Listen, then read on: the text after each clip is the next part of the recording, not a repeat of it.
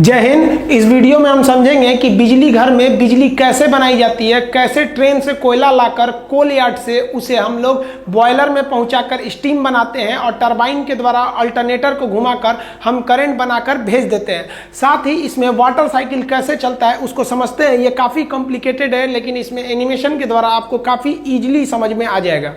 देखिए, जो electric power plant होता है वो बहुत बड़ा यूनिट होता है। वो लगभग 3-4 किलोमीटर एरिया में फैला होता है, जिसमें से कई खंड होते हैं। हम एक एक पार्ट को सबसे पहले पहुंचते हैं। हमको वहाँ हीट उत्पन्न करना है, स्टीम बनाने के लिए, पानी खौलाने के लिए हमें हीट चाहिए। ये हीट हमें कोयले से मिलती है। अब वहाँ थोड़ा मोड़ा कोयला नहीं चाहिए, बहुत ज़्यादा चाहिए, क्योंकि कोयला घट जाएगा तो बिजली प्लांट बंद होगा और पूरे शहर में बिजली कट जाएगी। इसलिए हम लोग 1.5 मिलियन टन 1.5 मिलियन टन कोयला को रखते हैं, जो 40 दिन का स्टॉक होता है। ये कोयला को हम लोग कोल यार्ड में रख देते हैं। इसे कोल हैंडलिंग डिपार्टमेंट को सौंप दिया जाता है। यहाँ ट्रेन आती है और इस कोयले को यहाँ पर खाली करके डंप करके चली जाती है।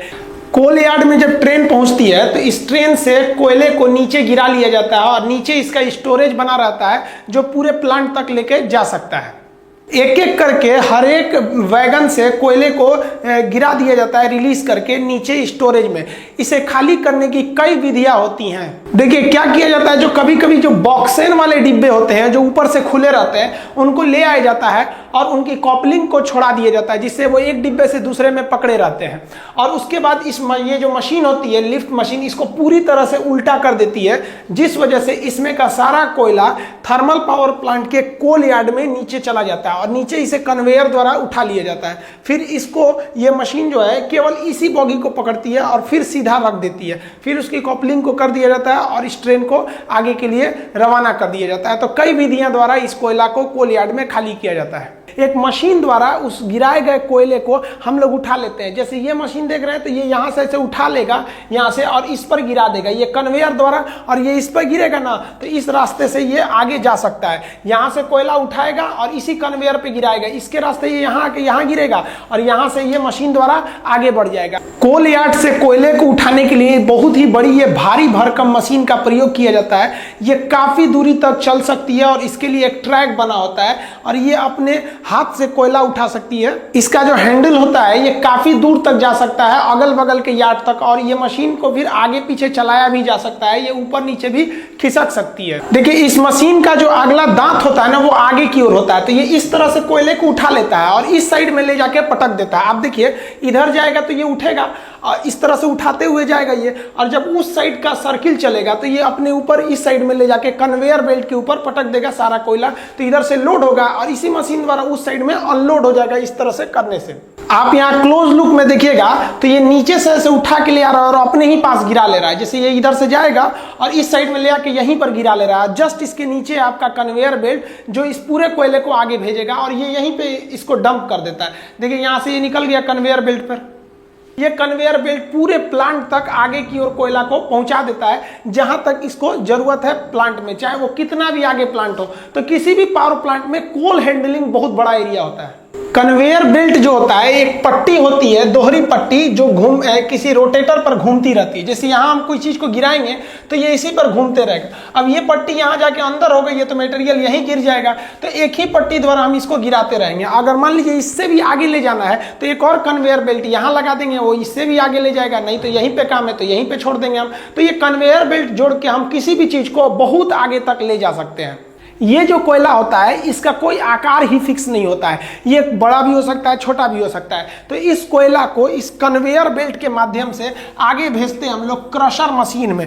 क्रशर मशीन क्या होता है, कोयले को छोटे छोटे टुकड़ों में तोड़ देता है, लेकिन इन टुकड़ों को हम अभी भी आगे जलने के लिए नहीं भेजते हैं। इसको इसके आगे फिर इस कन्वेयर बेल्ट द्वारा इसे हम पल्वराइज करने के लिए, मतलब पाउडर बनाने के लिए एक बाउल मिल में भेजते हैं। ये बाउल मिल में ये जो कोयला होता है एकदम पाउडर की तरह हो जाता है। जितना पतला पाउडर हम लोग लगाते हैं चेहरे पे ना, उस तरह से ये पाउडर को पीस के एकदम आटा बना देता है, ताकि पूरा कंप्लीट जल जाए। अंदर उसके जो ऐश यानी राख है वो बहुत ही कम बने। तो आप सोचिए, किसी भी पावर प्लांट का सबसे ज्यादा अगर कोई एरिया ऑक्युपाई करता है ना, तो 50% एरिया तो कोल यार्ड ही लेके चला जाता है। सोचिए, एक ट्रेन को ले आने का जगह बनाना रहता है पूरा स्टेशन की तरह। वहां ट्रेन आएगी, फिर उसको खाली करना है, फिर सोचिए 1.5 मिलियन टन कोयला को रखने के लिए जगह बनाना बनाना है, फिर उसके लिए एक कन्वेयर बनाना है। तो ज़्यादातर एरिया पावर प्लांट का, बिजली घर का, वो उसका अप्रोक्स 50% एरिया लेके चला जाता है आपका केवल कोल यार्ड हैंडलिंग डिपार्टमेंट। देखिए, अब जो कोयला आता है वो पल्वराइज होता है, मतलब एकदम पाउडर की तरह होता है, और उसे कोयला को हम लोग बॉयलर मशीन में डालते हैं। बॉयलर एक ऐसी मशीन होती है जिसमें आग लगाया जाता है, बॉयल किया जाता है, किसी चीज को ऊपर रख, नीचे फर्नेस यानी भट्टी में आग लगाकर ऊपर किसी चीज को बॉयल करना, उबालना,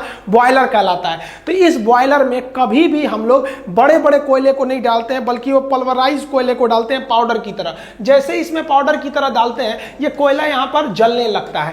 देखिए, जो बॉयलर होता है, जब इसमें कोयला जलता है तो कोयले के जो भारी कण होते हैं वो नीचे बैठ जाते हैं, तो उसकी गंदगी ज्यादातर नीचे चली जाती है, और जो ऊपर रहते हैं उन्हें फ्लाई एश कहते हैं, वो फ्लू एयर के रूप में वो ऊपर का धुआं निकल जाता है। और इसमें इस तरह से गर्म हवा की जाती है जिसे प्री हीटेड एयर कहते हैं, कि कोयले की जो नमी है वो सूख जाए और कोयला अच्छे से इसमें जल सके, और पाइप के रास्ते से इसमें पानी आता है, और इसके जितने भी बॉटम एश होते हैं वो नीचे चले आते हैं, और फ्लाई एश जो उड़ने वाले धुएं होते हैं वो ऊपर चले जाते हैं, और ये जाके पूरे ये ट्यूब को गर्म कर देता है जिसमें पानी भरा रहता है, जिससे कि स्टीम बनते हैं। बॉयलर में जो पानी डाला जाता है वो पानी पाइप के रूप में रहता है। आप देखिए, पूरा पाइप के अंदर पानी है और इसमें आग लगा हुआ है, ये कोयले का जो पाउडर के रूप में वही आग लगा हुआ है। अब आप बताइए, ये आग के संपर्क में ये जितने पाइप हैं, इन पाइप में पानी है। अब ये नीले रंग के दिख रहे हैं, गर्म होकर लाल हो जाएंगे, और ये ऊपर बॉयलर का जो टंकी रहता है इसी में से पानी आ रहा होता है। ये पानी नीचे के आग के द्वारा पाइप के अंदर ही स्टीम बनने लगता है और सुपर हीटेड हो जाता है। बॉयलर के ऊपरी भाग में एकदम सुपर हीट, एकदम स्टीम बन जाता है, और इस स्टीम को इस बॉयलर से आगे निकाला जाता है। ये कोयला जब जलता है तो इसके ऊपर पानी रखा रहता है, पानी की एक टंकी रहती है, अतः यह कोयला जल के उस पानी की टंकी को गर्म करके स्टीम बनाता है। तो स्टीम बनाएंगे तो हम आगे के फंक्शन को समझने से पहले अभी यही कोयले का निपटारा कर देते हैं। कोयला जल के स्टीम बन गया, बचेगा क्या? धुआं बचेगा और राख बचेगा। अब दो तरह की राख होती है, जो भारी राख होती है वो नीचे की ओर चली जाती है, जिसे हम लोग बॉटम ऐश कहते हैं। बॉटम ऐश मतलब नीचे चले आना। तो ये बॉटम ऐश को नीचे जो होता है, एक जाली होता है जो वाइब्रेट करता है, सारा राख नीचे चला जाता है और इसे एक स्टोर में रख लिया जाता है, और इसे सीमेंट कंपनी को दे दिया जाता है, जिसमें सीमेंट बनाने के काम में आता है ये। तो बॉटम ऐश ऐसे चला गया। लेकिन जो उड़ रहा था इसमें, अभी जो आगे उड़ रहा था ऊपर की ओर, उसे फ्लाई ऐश कहते हैं, उड़ता हुआ राख। ऐश मतलब राख होता है, तो फ्लाई ऐश मतलब उड़ता हुआ राख। अब आप बताइए, उड़ता हुआ राख को अगर इस चिमनी के माध्यम से ऊपर भेज देंगे तो पूरे हवा में ये कोयला भर जाएगा, सांस लेंगे तो फेफड़े पे चिपक जाएगा काला काला। तो हमको जरूरी है कि इस धुएं में से जितने भी हानिकारक चीजें उनको छान लिया जाए। तो इसको छानने के लिए इस बॉयलर का धुआं जहां से बाहर निकलता है वहां पर एक मशीन लगा दिया जाता है, जिसे कहते हैं इलेक्ट्रोस्टैटिक प्रिसिपिटेटर। ये क्या करता है? ये निगेटिव चार्ज होता है और किसी भी धूल कण को अपने पास चिपका लेता है। जो बड़े बड़े धूल कण थे वो तो बॉटम ऐश के रूप में नीचे चले गए, जो छोटे छोटे फ्लाई ऐश थे उनको ये ESP डिवाइस यानी इलेक्ट्रोस्टैटिक्स प्रिसिपिटेटर क्या करता है? अपने पास इकट्ठा करके रख लेता है, और उसके बाद से इसको छोड़ता है ये हवा में, इस टावर इसके माध्यम द्वारा, चिमनी के द्वारा। तो ये कम हानिकारक होते हैं। अभी के समय सबको भी, किसी भी कंपनी को जो बिजली घर चला रही है उसको ESP डिवाइस लगाना जरूरी है। कहेगा कि ESP डिवाइस का काम क्या होता है? तो प्रदूषण को कम करना। धुआं तो निकाल दिए, अब हम समझते हैं बॉयलर क्या है। तो देखिए, यहाँ पर ये जो बॉयलर था इसका हम धुआं निकाल दिए। अब बॉयलर में क्या होता है? एक भट्टी होता है, फर्नेस, भट्टी मतलब फर्नेस होता है। तो इसके नीचे से तो चला गया आपका बॉटम ऐश, और ऊपर से धुआं निकाल दिया है। जो इसमें आग जल रही है उस गर्म हवा को हम लोग फ्लू गैसेस कहते हैं। ये फ्लू गैस क्या होती है? पानी को खौलाती है। अब आपको लगेगा यहां से यहां तक एक बड़ा सा टंकी रहता है। गलत बात है, ये टंकी नहीं रहता है, बल्कि इसमें छोटे छोटे पाइप रहते हैं और उस पाइप में पानी आया रहता है। अब ये पाइप जो होते हैं छोटे छोटे रहते हैं, पतले पतले, इसलिए पानी का एरिया कम रहता है, वो चारों ओर से गर्म हो जाते हैं। और एक पाइप दूसरे पाइप से टच में नहीं रहता है, ऐसे लटका रहता है, उसके चारों ओर आग रहती है, तो ये बहुत ही जल्दी गर्म हो जाता है। नीचे का एरिया गर्म होता है, ऊपर में तो एकदम ये सुपर हीट हो जाता है पानी। अब ये पानी आता कहां से? तो पानी नीचे के रास्ते से आता है, ऐसे चढ़ाया जाता है, इसको नीचे से पाइप से चढ़ाया जाता है, जानबूझ के इसको टच करके चढ़ाया जाता है ताकि ये जब जलने के लिए जाए, खोलने के लिए जाए तो उससे पहले ही ये यहाँ इसके संपर्क में आ जाए और यहाँ संपर्क में आने से पहले ही थोड़ा और गर्म हो जाए। तो पानी को मेन बॉयलर में जाने से पहले ही इस आग के संपर्क में लाकर थोड़ा सा गर्म करने से हमें इकोनॉमिकली थोड़ा ज्यादा फायदा होता है। इसलिए यहाँ बने टंकी को हम इकोनोमाइजर के नाम से जानते हैं। ये किसी भी पानी को खोलने से पहले ही थोड़ा गर्म कर देता है। ये मानिए ना, आप एकदम ठंडा पानी को गर्म करेंगे, उससे अच्छा है कि आप थोड़ा सा गर्म पानी उसे और गर्म कर देंगे, तो ये थोड़ा सा पहले ही गर्म कर देता है इकोनोमाइजर। इकोनोमाइजर को अलग से हीट देने की जरूरत नहीं पड़ती है, ये फर्नेस जो भट्टी है इसी के हीट के संपर्क में आके पहले ही गर्म कर लेता है ताकि यहाँ पे गर्म हो जाए। और इसके एकदम टॉप वाले भाग में ये जो होता है एकदम खोल जाता है, जिसे सुपर हीट कहते हैं। आप ये देखेंगे ये बाहर से इसका शकल है, अब ये सुपर हीट हो गया, अब ये स्टीम बन गया है। स्टीम बन के नीचे लाया जाएगा, वो बहुत ही गर्म भाप बन गया है। अब ये स्टीम इस रास्ते से नीचे आएगा, देखिए यहाँ स्टीम के लिए पाइप दिख रहा है, अब ये स्टीम नीचे आएगा। स्टीम में कितना दम होता है सोचिए, कुकर का जो ऊपर का ढक्कन उठ जाता है, सीटी उठ जाता है, वो स्टीम के बदौलत। तो इतने छोटे से कुकर में, कुकर भी एक तरह से क्या है, बॉयल करता है, किसी भी पानी को गर्म करके बॉयल करता है, उबालता है। तो कुकर भी एक तरह का बॉयलर ही है, वो छोटा सा बॉयलर है। तो सोचिए इतना छोटे बॉयलर में ये हाल है, इतना बड़का बॉयलर से अगर जो स्टीम निकलेगा उसका कितना भयानक पावर होगा। अब इसी स्टीम को ले जाएंगे नचाने के लिए टरबाइन को, और टरबाइन नचेगा तो बिजली उत्पन्न होगा। देखिए टरबाइन जो होते हैं ना, वो एक पंखा होता है, ये कई पंखों के एक समूह होते हैं जिसे हम टरबाइन कहते हैं। टरबाइन भी कई तरह के होते हैं, high pressure turbine, intermediate pressure turbine, low pressure turbine. मतलब जो भाप आ रहा है वो इसे नचाएगा, इस टरबाइन को। इस पे ब्लेड लगे रहते हैं, देखिए ये है टरबाइन का शेप। इस पर से हाई प्रेशर का जो आता है आपका स्टीम, उस स्टीम को बहुत ही तेजी से गुजारा जाता है। इतना गर्म होता है वो, और इतना ज्यादा प्रेशर होता है कि वो इसको नचाने लगता है, और ये नचाना चालू करता है एक साइड से। तो देखिए जैसे स्टीम आया होगा तो शुरुआत में गर्म होगा, थोड़ा और जाएगा तो थोड़ा और ठंडा होगा, आगे जाएगा तो और ठंडा होगा। तो इसके एक हिस्सा को कहते हैं हाई प्रेशर टरबाइन। जब स्टार्ट करता है तब वहां बहुत ही ज्यादा गर्म रहता है, आगे जाएगा तो थोड़ा और ठंडा होगा स्टीम, तो इसे कहते हैं हम लोग इंटरमीडिएट टरबाइन। आगे गया तो लो प्रेशर टरबाइन, मतलब एकदम आगे जाने पर लो हो जाता है। तो टरबाइन घूमता है। यही टरबाइन जो होता है ये पूरे पावर प्लांट का हार्ट, हृदय कहा जाता है। इसे घुमाने के लिए स्टीम की जरूरत पड़ती है। तो अभी तक जो बना रहे थे हम लोग स्टीम कोयला से, वो केवल और केवल इसी टरबाइन को घुमाने के लिए। लेकिन एक समस्या सोचिए, ये खुले हुए टरबाइन पर अगर स्टीम मारेंगे तो भाप तो बिखर जाएगा, उतना प्रेशर नहीं लगा पाएगा। तो इसको क्या किया जाता है ना, ढक दिया जाता है। जैसे ये टरबाइन है ना, तो इसको चारों ओर से ढक दिया जाता है, इसका एक प्लेट से ऐसे ढक दिया जाएगा। जैसे यहाँ देखिए, यहाँ पर ढका हुआ, आधा ढका हुआ है यहाँ पर, यहाँ से प्रेशर घुसा दिया जाता है इसके अंदर। जो स्टीम के अंदर प्रेशर जाता है वो इस रास्ते भेज दिया जाता है ताकि स्टीम यहाँ से अंदर जाके टरबाइन को घुमा सके। यहाँ देखिए ये जो पीला वाला पार्ट दिख रहा है आपको, यही है आपका टरबाइन। अब इसके अंदर स्टीम कहाँ से गया, तो ये देखिए ये वाला एरिया जो है ना, ये ऊपर से ये स्टीम इसको लेके आया, इसके अंदर ले गया स्टीम। अब देखिए ये इसके अंदर चला गया तो स्टीम बाहर नहीं निकल पाएगा और अंदर टरबाइन को खूब तेज नचाएगा। और टरबाइन नचेगा तो टरबाइन से जुड़ा रहता है जनरेटर। ये जो जनरेटर होता है यही चलने लगेगा और इसी से हमको बिजली मिलेगी। टरबाइन में जब स्टीम पहुंचता है तो सबसे पहले जो होता है हाई प्रेशर टरबाइन घूमता है, जिसका साइज छोटा होता है, क्योंकि जो स्टीम आ रही है ये पहले गर्म है, इसका प्रेशर बहुत ज़्यादा है। ये इसको घुमाने के बाद इंटरमीडिएट पे जाती है, फिर एकदम लो प्रेशर टरबाइन, ये बड़ा होता है, इसको घुमाना ईजी होता है, तो ये कम प्रेशर पे भी घूम जाता है। इसको घुमाने के बाद अब ये घूमेगा तो इसी से जुड़ा हुआ है उधर का अल्टरनेटर, वो जनरेटर घूम जाएगा, और जो यहाँ में स्टीम बना हुआ है भाप, उसे नीचे की ओर कंडेंसर में भेज दिया जाता है।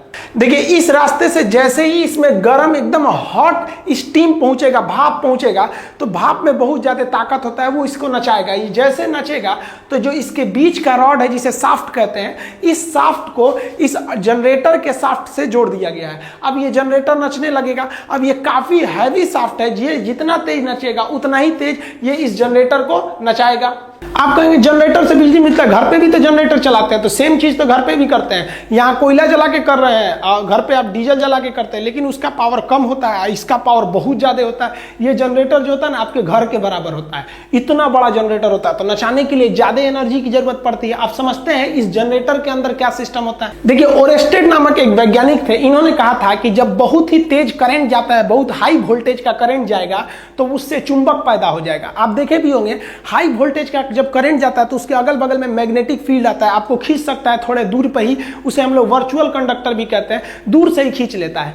तो फैराडे नामक वैज्ञानिक ने दिमाग लगाया, कहा कि ससुरा जब इलेक्ट्रिसिटी से, करंट से चुंबक पैदा हो सकता है तो चुंबक से करंट क्यों नहीं पैदा हो सकता है। तो इन्होंने इसी सिद्धांत को घुमाकर कोशिश किया। इन्होंने कहा कि जब करंट जा रहा है तो चुंबक बन रहा है, तो एक काम करते हैं, हम चुंबक को ले जाते हैं, करंट बनेगा। तो ये क्या किए, एक तार को बीच में रख दिए यहाँ पर ऐसे, और इसके साइड में ना इसे चुंबक ले जा रहे थे। ये इसको ले जाने से ना इसमें बिजली बन ही नहीं रहा था। कहे कि ये तो उल्टा काम काहे नहीं कर रहा है। अब इनको दिमाग काम नहीं कर रहा था, ऐसे तार था इसमें ऐसे चुंबक ले जा रहे थे, तो इनका काम ही नहीं कर रहा था। तो एक बार क्या किए इन लोग ना कि ये तार, ये चुंबक को ना घुमा के इसके अंदर जो चुंबक चारों ओर लगा के, और अंदर का जो तार था ना उस तार को राउंड नचाना चालू किए। जैसे ये कॉइल है ना, ये कुंडली, तो इसको ये राउंड नचाना चालू किए।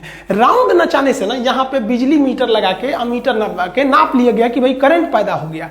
ये करंट कैसे पैदा हुआ, तो देखिए किसी भी चुंबक का ना एक चुंबकीय क्षेत्र होता है जिसे हम चुंबकीय बल रेखाएं कहते हैं। तो ये यहाँ तक चुंबकीय बल रेखाएं इसकी निकली हुई हैं, और इधर से भी जो चुंबक है इसकी भी चुंबकीय बल रेखाएं इधर निकली होंगी। तो ये सिद्धांत दिया गया कि जब दो चुंबकीय बल रेखाओं के बीच में कोई कंडक्टर या कोई कॉपर का वायर कॉइल उसको काटेगा तो इस कॉइल के अंदर खुद ब खुद बिजली पैदा हो जाएगी।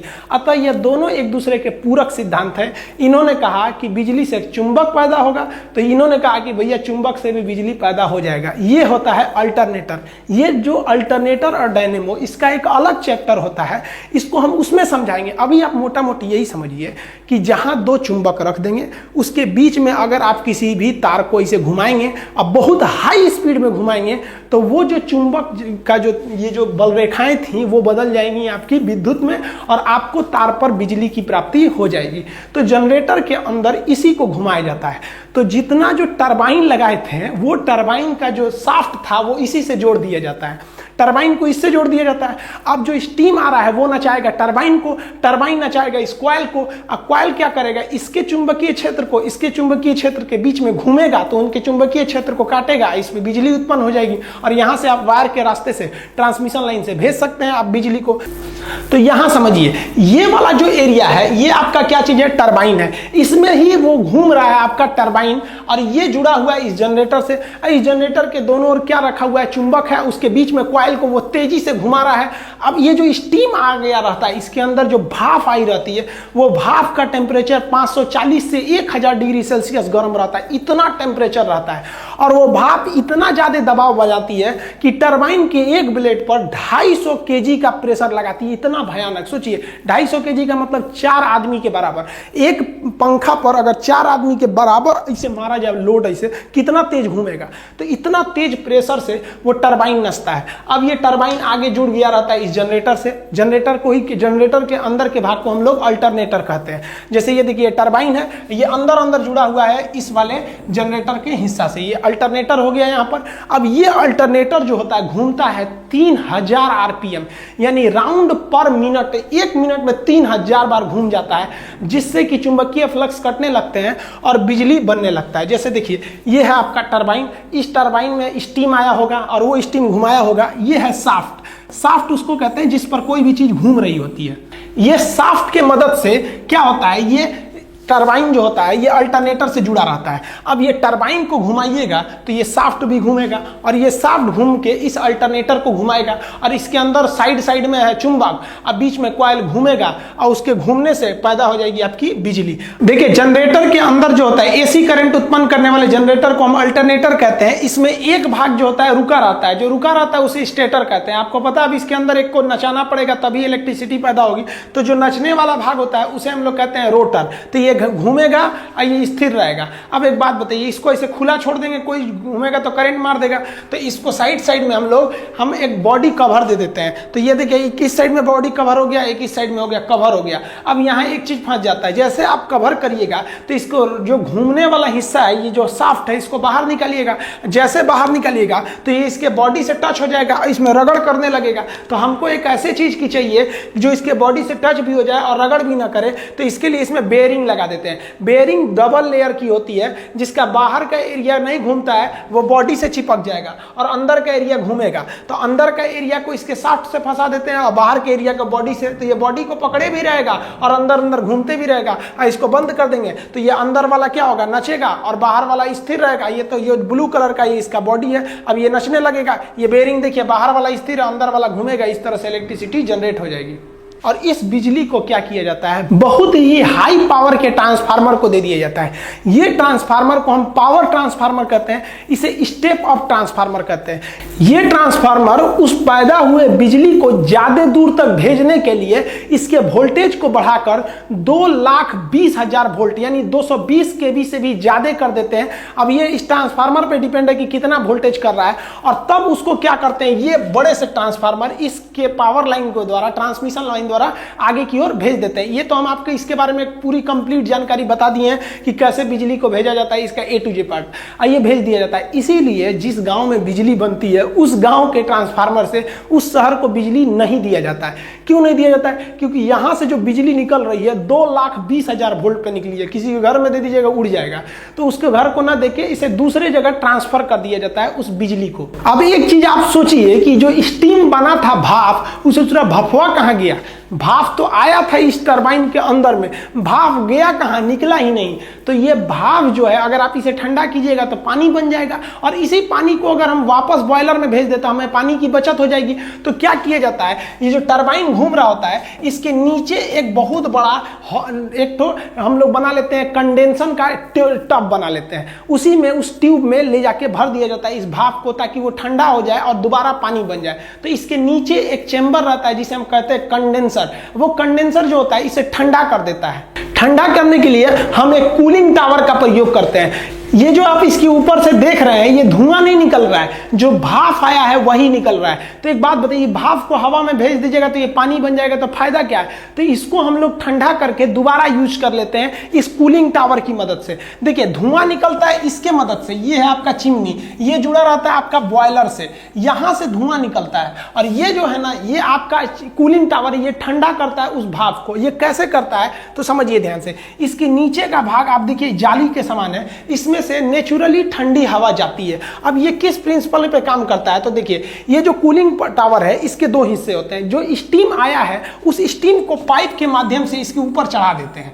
ये पाइप से चढ़ गया ऊपर में स्टीम भाप, और वो भाप जब ऊपर चढ़ेगा तो उतना देर में वो ठंडा हो चुका रहेगा, क्योंकि बहुत दूर से निकला है वो बॉयलर से, ठंडा हो जाएगा। तो इसे फुहारा द्वारा नीचे की ओर गिराते हैं। जब फुहारा द्वारा नीचे की ओर गिराते हैं तो ये पानी ये और ठंडा होने लगता है, और चिमनी के नीचे जो खोखला एरिया होता है देखिए ये, यहाँ से क्या होती है ठंडी हवा ऊपर जाती है। तो ऊपर से स्टीम नीचे आ रहा है और नीचे से ठंडी हवा ऊपर जा रही है, बस ये दोनों मिलकर पानी बन जाते हैं, और नीचे इसके जो बेसिन होता है जहाँ ये पानी जमा रहता है वहां पर ये जमा हो जाते हैं, और इसी पानी का हम दोबारा यूज कर लेते हैं, जिसे हम वाटर साइकिल कहते हैं। ये सबसे जरूरी होता है किसी भी पावर प्लांट में वाटर साइकिल को समझना। तो ये जो कूलिंग टावर है इसमें हम लोग स्टीम को नीचे से नहीं भेजते हैं, जो टरबाइन से बचा हुआ स्टीम नीचे गया था उसे मोटर की मदद से खींच के हम लोग इस कूलिंग टावर से बीच से गिराते हैं। ये खोखला होता है, और ये जब नीचे आता है तो एयर के संपर्क में आके पानी बन जाता है और ये बेसिन में जमा हो जाता है। लेकिन 100% पानी नहीं बन पाता है, वही जो थोड़ा बहुत पानी नहीं बन पाया रहता है वो भाप बन के बाहर निकल जाता है। ये 0% प्रदूषण करता है, ये तो पानी है एक तरह से, बन जाएगा पानी में। वाटर साइकिल सबसे जरूरी होता है। देखिए जब भी बिजली घर को लगाया जाता है तो उसे कोयले की बहुत ज्यादा जरूरत है, इसलिए उसमें ट्रेन का एक यार्ड बना देते हैं, और पानी की तो निरंतर जरूरत है, क्योंकि स्टीम के बिना आखिर टरबाइन नचाएंगे कैसे, तो इतना पानी लाएंगे कैसे। तो उसके लिए हम उसको नदी के पास सेट कर देते हैं, किसी भी रिवर के पास हम लोग क्या करते हैं उसे सेट कर देते हैं। लेकिन नदी का पानी इतना तो साफ रहता नहीं है, और नदी के पानी का लेवल हमेशा एक जैसा नहीं रहता है, कभी वो लेवल घट जाएगा कभी बढ़ जाएगा। तो इस नदी के पानी से हम मोटर की मदद से एक अपना तालाब बना लेते हैं, जिस तालाब को हम लोग रिजर्वायर या जलाशय कहते हैं। तो जिस किसी भी पावर प्लांट का अपना एक तालाब होता है, वो नदी से ही पानी को खींच लेता है। अब नदी के पानी उतना भी आपको उसमें मिनरल्स रहते हैं, तरह तरह के रहते हैं, कैल्शियम रहता है, ये सब रहता है। इस सब अगर कैल्शियम आयरन की मात्रा रहेगी तो पानी जल्दी भाप नहीं बनेगा। तो क्या किया जाता है, उस पानी को हम डीमिनरलाइज कहते हैं। तो डीमिनरलाइज करने वाले प्लांट को हम डीएम प्लांट कहते हैं। तो ये रिजर्वायर से हम इसको डीमिनरलाइज करके उसमें केवल H2O छोड़ते हैं उस पानी में, और ये पानी को हम क्या करते हैं, यहां से भेज देते हैं हम लोग ये कूलिंग टावर के नीचे बेसिन में। अब जरा देखिए, कूलिंग टावर के बेसिन में आप कहेंगे पानी कहां से आया था, तो वो टंकी का पानी, वो उसका पानी नहीं था बल्कि वो रिजर्वायर से गया था। तो इस कूलिंग टावर में दो तरह की पानी है, जो ऊपर से गर्म है थोड़ा और नीचे से ये ठंडा वाला आ रहा है यहाँ पे। अब इस पानी को, ये तो कूलिंग टावर के बेसिन में जमा हो गया, अब इसे हम आगे भेजते हैं। देखिए इस पानी को हमको भेजना है बॉयलर तक। तो ये जो पानी आ रहा है नीचे से, ये जा रहा है बॉयलर में। किस लिए जा रहा है भाई, तो गर्म होने के लिए जा रहा है। अब यहां इंजीनियरों ने बहुत अच्छा दिमाग लगाया, इसको भेजा इन लोग ने कंडेंसर के द्वारा। ये कंडेंसर कहां लगा रहता है, तो जो टरबाइन है उस टरबाइन के ठीक नीचे। अब आप याद कीजिए, टरबाइन तो नचा था भाप के द्वारा, और वो भाप कहां आया था, नीचे। और इस भाप को हम लोग भेजे थे कूलिंग टावर में।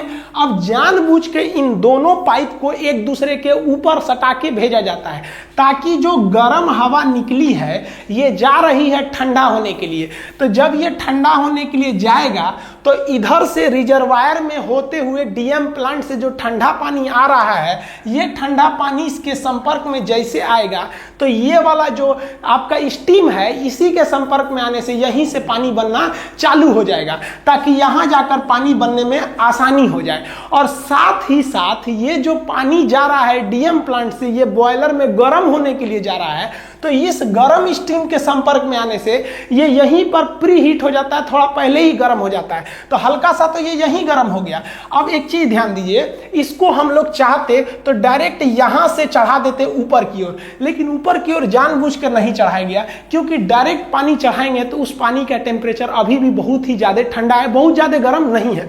तो इसको क्या किया जाता है, आप याद कीजिए कि जो यहां पर हमारा जो यहां बॉयलर था, बॉयलर के सटा के यहां एक टंकी रहती है छोटी सी, जिसे हम लोग कहते हैं इकोनोमाइजर। ये क्या करता है, पानी इस इकोनोमाइजर के रास्ते जाता है, और ये इकोनोमाइजर इसी ही भट्ठी से गर्मी ले लेता है, हीट ले लेता है, जिससे कि हमको इकोनॉमिकली थोड़ी बचत हो जाती है, और ये पानी पहले ही गर्म हो जाता है, प्री हीट हो जाता है। और उसके बाद इसको इस साइड ले आते हैं पतले पतले पाइप द्वारा, और इस पाइप को यहां घुमाते हैं इस तरह से। अब ये पाइप में पानी भरा हुआ है, ये पानी गर्म होने लगेगा, और गर्म होने के बाद ये क्या बनेगा, भाप बनेगा, भाप बन के स्टीम बनेगा। अब आप बताइए स्टीम कहां जाएगा, ये टरबाइन में जाएगा, टरबाइन को नचाएगा। यहां से आपको दो साइकिल आगे बढ़ेंगे। एक साइकिल हो जाएगा वाटर साइकिल की, पानी कैसे फ्लो कर रहा है, दूसरा हो जाएगा आपका कि बिजली कैसे बन रही है। तो पहले हम लोग वाटर फ्लो को समझते हैं, वाटर कैसे फ्लो हो रहा है। तो स्टीम जो यहां पर है बाबू देखिए ध्यान से, ये स्टीम जो है इस टरबाइन को नचा के अंदर घुस जाएगा, अंदर घुस के ये वाटर कूलर में जाएगा, वाटर कूलर में ये कूलिंग टावर में ठंडा होकर नीचे बेसिन में पहुंच जाएगा। बेसिन में एक्स्ट्रा पानी कहां से आ रहा था, तो नदी से। नदी से के कैसे आएगा, रिजर्वायर में, रिजर्वायर के बाद ये डीएम प्लांट के माध्यम से इसमें पहुंचेगा। इसके बाद से ये कहां जाएगा भाई, तो ये आगे बढ़ेगा। अब ये आगे बढ़ेगा इस पाइप से कंडेंसर के होते हुए इकोनोमाइजर के पास पहुंचेगा। अब इकोनोमाइजर से ये कहां पहुंच जाएगा, बॉयलर में। बॉयलर में गर्म होने के बाद स्टीम बनेगा, स्टीम पहुंचेगा कहां, टरबाइन में। टरबाइन के बाद कंडेंसर, कंडेंसर के बाद कूलिंग टावर, कूलिंग टावर के नीचे बेसिन, फिर नदी वाला पानी मिल के फिर कहां जाएगा, बॉयलर में। तो ये वाला जो हिस्सा है ये आपका चल रहा है आपका वाटर साइकिल। लेकिन इस वाटर साइकिल के अलावा अगर आप सोचेंगे करंट साइकिल को देखने के लिए, तो करंट कैसे बन रहा है, बॉयलर में बन रहा है स्टीम, स्टीम जाके नचा रहा है किसको, टरबाइन को, टरबाइन किसको नचा रहा है, अल्टरनेटर को, अल्टरनेटर जुड़ा है ट्रांसफार्मर से, बिजली बना के भेज दिया। तो बिजली घर में मेनली चीज होती है टरबाइन और जनरेटर, यही मेन होता है। अल्टरनेटर, जनरेटर के अंदर होता है अल्टरनेटर, ये दो मेन चीज हो गए। अब टोटल साइकिल अगर आप देखेंगे तो एक कोयला का साइकिल चल रहा है, वो कैसे हो रहा है, एक वाटर साइकिल है और एक करंट की साइकिल है। करंट साइकिल सबसे छोटा है, बॉयलर से स्टीम बना, वो आया टरबाइन में, टरबाइन नचा और वो अल्टरनेटर को दिया, वो नचा के बिजली बना दिया, ये निकल गया आपका करंट साइकिल। अगर पानी का साइकिल देखेंगे तो नदी के रिजर्वायर से आया ये डीएम प्लांट में, ये गया कूलिंग टावर के बेसिन में नीचे वाले भाग में, और बेसिन से ये आगे बढ़ा, ये कंडेंसर होते हुए इकोनोमाइजर से बॉयलर में पहुंच गया, बॉयलर से स्टीम बन के ये कहाँ गया, टरबाइन में, टरबाइन के नीचे फिर जाके ये भाप बन गया और ये कूलिंग टावर में चला गया। ये वाटर साइकिल हो गया। कोल साइकिल देखेंगे, कोयला कैसे आ रहा है, तो ट्रेन के रास्ते से कोल यार्ड में आया, कोल कोल यार्ड के बाद उसको क्रश किया गया, क्रशर के बाद उसे पल्वराइज किया गया बॉल मिल में, उसके बाद इसे किस में भेजा गया हम लोग ने, बॉयलर में। बॉयलर में ये जला तो जो ऊपर उड़ गया उसे कहा गया फ्लाई ऐश, जो नीचे बैठ गया उसे कहा गया बॉटम ऐश। बॉटम ऐश को नीचे इकट्ठा करके सीमेंट को भेज दिया गया, फ्लाई ऐश को हम लोगों ने प्रिसिपिटेटर द्वारा छान के रख लिए लोग। इस तरह से आप टोटल बिजली कैसे बनती है ये पावर प्लांट समझ गए। अब इसमें आप एक चीज उतना अच्छा से नहीं समझे होंगे कि इसके अंदर बिजली कैसे बन जाती है, अल्टरनेटर के अंदर। तो ये अल्टरनेटर एक अलग ही टॉपिक होता है कि इसके अंदर कैसे बिजली बनती है। ये एक सिंपल सा तरीका है कि किसी भी चुंबक के अंदर कॉइल को घुमाएंगे तो बिजली बनने लगता है। तो ये अल्टरनेटर भी कई टाइप के होते हैं। ये थर्मल पावर प्लांट था, इसमें कोयला जला के बिजली बनाई गई। इसके अलावा गैस पावर प्लांट होते हैं, वो थोड़ा इसी की तरह होते हैं, थोड़ा अलग होते हैं। हाइड्रो इलेक्ट्रिक पावर प्लांट नदी द्वारा बिजली बनाए जाते हैं। परमाणु बिजली घर वो अलग होते हैं, उसको हम लोग कभी और चर्चा करेंगे। इसको हम लोग नेक्स्ट वीडियो में समझेंगे कि एसी करंट क्या होता है, डीसी क्या होता है, आखिर हम इस करंट को कैसे चाहेंगे तो एसी बना सकते हैं, कैसे चाहेंगे तो डीसी बना सकते हैं। मिलेंगे नेक्स्ट वीडियो में, तब तक के लिए जय हिंद।